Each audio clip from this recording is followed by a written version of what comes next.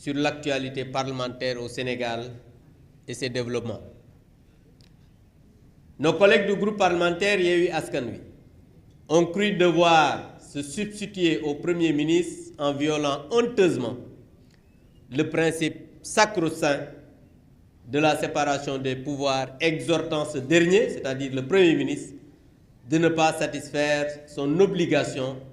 de faire sa déclaration de politique générale, moment important de débat démocratique,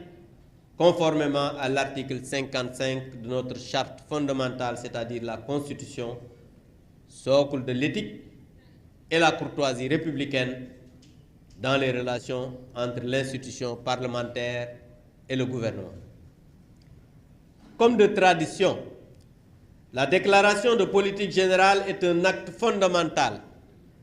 majeur dans les relations entre les institutions exécutives et législatives. Elle permet au chef du gouvernement nouvellement nommé de venir présenter à l'Assemblée nationale,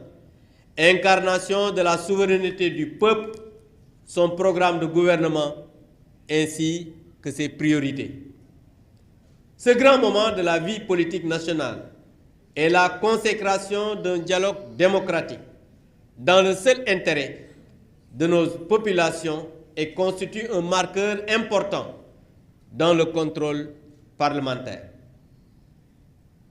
Elle est aussi l'expression d'une belle marque de respect à l'égard du peuple sénégalais, représenté par ses députés qui saisissent cette opportunité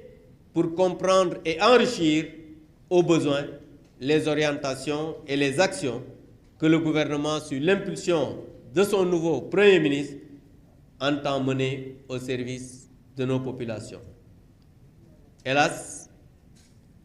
c'est dramatique de constater que des députés supposés représenter le peuple essayent par des subterfuges grotesques d'exonérer le chef du gouvernement d'un tel exercice qui renforce l'exigence de transparence, consolide la vitalité démocratique et matérialise l'attachement du gouvernement et de son chef à l'état de droit et aux valeurs républicaines. Les tristes porteurs de cette invite à la forfaiture invoquent le règlement intérieur de l'Assemblée nationale qu'ils qualifient de faux, ils ont fermé totalement les yeux sur l'article 55 de la Constitution qui stipule très clairement: après sa nomination, le Premier ministre fait sa déclaration de politique générale. On n'a pas dit peut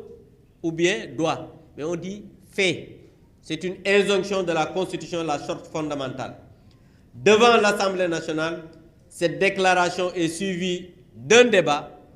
qui peut, à la demande du Premier ministre, donner lieu à un vote de confiance. Le prétexte d'un faux règlement intérieur ou d'un vide juridique sur les délais de la déclaration de politique générale est simplement fallacieux et indéfendable